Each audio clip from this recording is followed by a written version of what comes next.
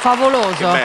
Bella, bella. Poi tu crei questa atmosfera così intima, così bella con queste canzoni, favoloso. Spero di poter un giorno portare in scena tutti i miei amici musicisti che hanno anche suonato queste canzoni per poter fare qualcosa di veramente particolare. Già ho fatto qualcosa con i musicisti di Ennio Morricone al Teatro Romano di Ostia Antica e devo dire che proprio per questo sto agganciando il fatto che ti faccio sentire un pezzo di Morricone per concludere. Assolutamente, quindi concludiamo questo momento assolutamente speciale, come ho chiesto. Infatti ho detto, ma mi fai un po' di cosette, perché con questa essere riusciti a rapire Avio da tutti quanti i suoi impegni. Rimani qua vicino a me.